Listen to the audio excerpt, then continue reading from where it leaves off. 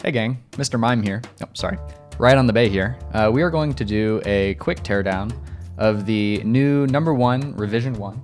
This is a revision of our first ever board, which was the No.1 10 keyless released in 2017.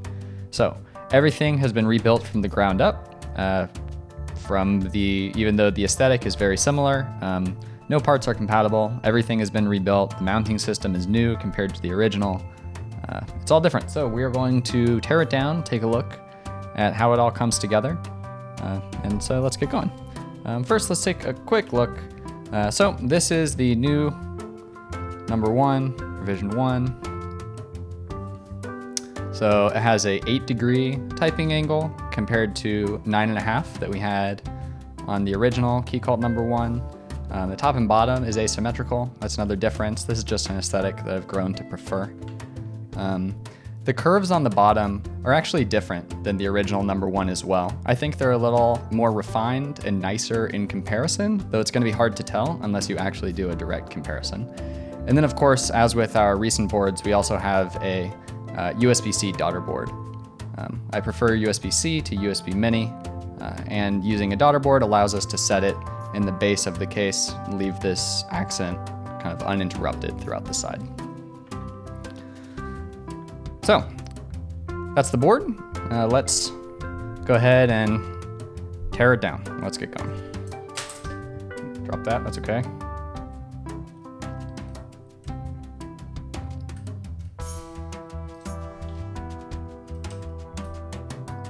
Okay, this is gonna take a really long time. Okay, there we go. So here we have the Keycult No.1 torn down. As you can see, we built this with Gateron inks from Novel Keys. We were really excited to try out these switches, and Mike from Novel Keys was kind enough to provide us with some for this build. So thank you very, very much to Mike for that. We actually really love these switches. We love how they sound, especially against this brass plate that we built it with. You can card here for a typing test as well, so you could hear what these sound like with a GMK set that we just took off. So this is the board Unbuilt. This was built with the sandblasted brass plate. This is going to be sold as an extra with the buy. And the next step is to take the case apart. So let's flip it upside down and take it apart.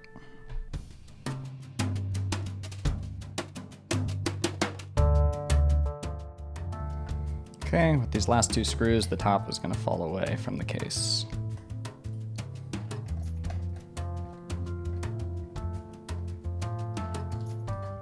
There we go. Okay, so I'm gonna kind of carefully flip this upside down, and the screws are gonna drop away. Okay, I think one might still be in there, but that's okay. All right, there's all 10 screws.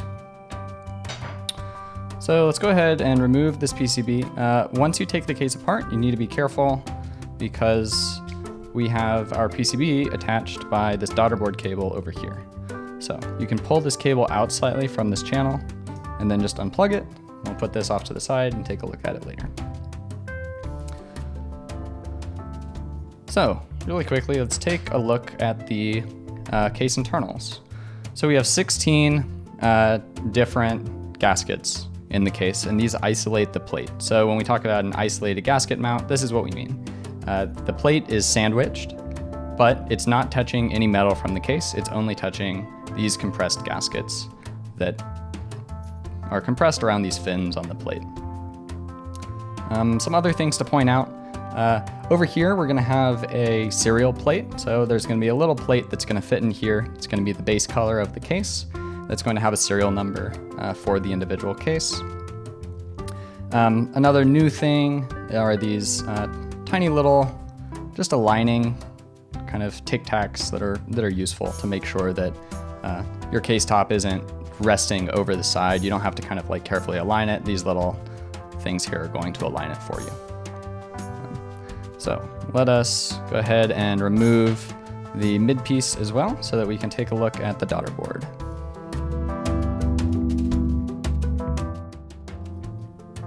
Very hard to grab those with my silly gloves. So with those removed, this mid piece will just slide right out. Put it right up here. And here we have all the parts of the case taken apart.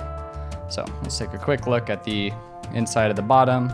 Here we have our daughterboard sitting in here. This will come installed, a channel for the daughterboard cable. And then the mid piece that slots into it.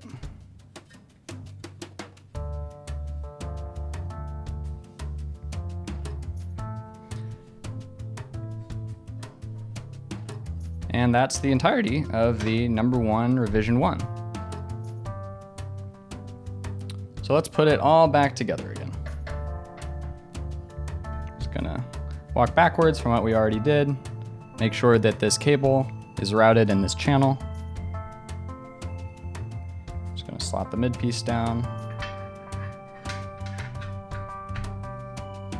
There we go. Oops. There we go.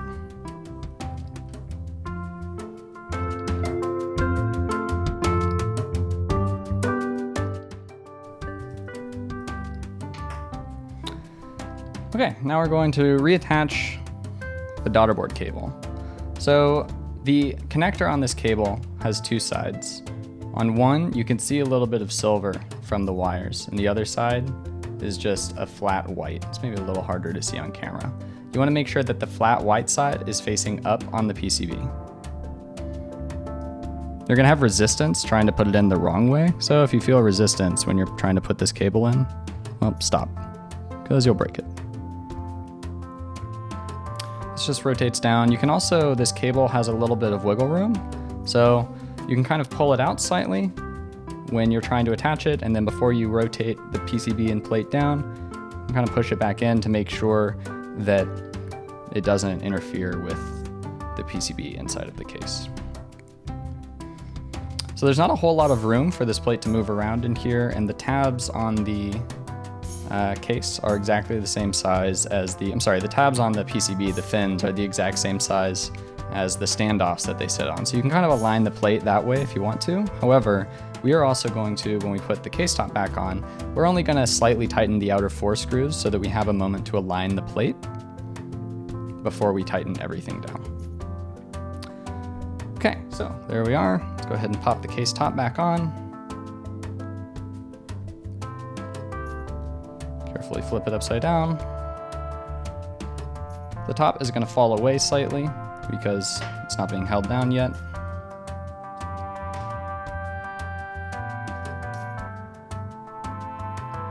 We're just going to very gently screw in 4 external screws. So if you just push down slightly on the corners, you'll depress the switches, which will allow the screw to reach the threads on the case top. We're just gonna screw it in ever so slightly, barely compressing the gasket so that we can shift the plate around. And then we'll turn it back upside down and finish tightening everything.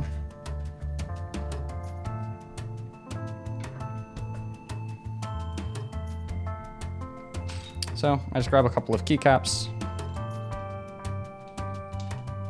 Oops.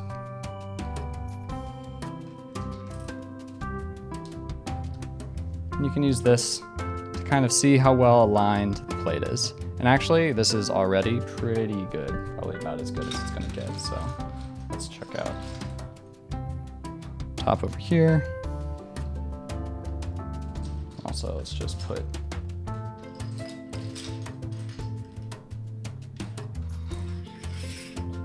one down here. So, as you can see, there's equal spacing between the keycaps on every corner. So our plate's already aligned, so that's great. You can take those back off, flip it upside down, and then tighten down the rest of the case. So when you're tightening down any case that compresses gaskets, you want to make sure you go in a cross pattern. And I prefer to not tighten all the way to start, but instead to tighten about half of the way and then go through again. This makes sure that you never have only one side of the case compressing the gaskets, because then you'll have one side that's compressed all the way and the other side that sort of still has a gap because there's no screws sort of compressing the gaskets on that side. And that could cause undue strain on threads just on one side of the case, could lead to stripped threads and not a good time. Okay, there you have it. Just a quick look at the new Keycult No.1 Revision 1, disassembling it, reassembling it, getting a quick look at the internals. And that's it. Thanks so much for watching. If you have any feedback or comments, feel free to leave it below. If you want to get in touch, you have any questions or feedback or anything like that, I am in all of the usual keyboard discords. Just look for Riot on the Bay. So thanks so much.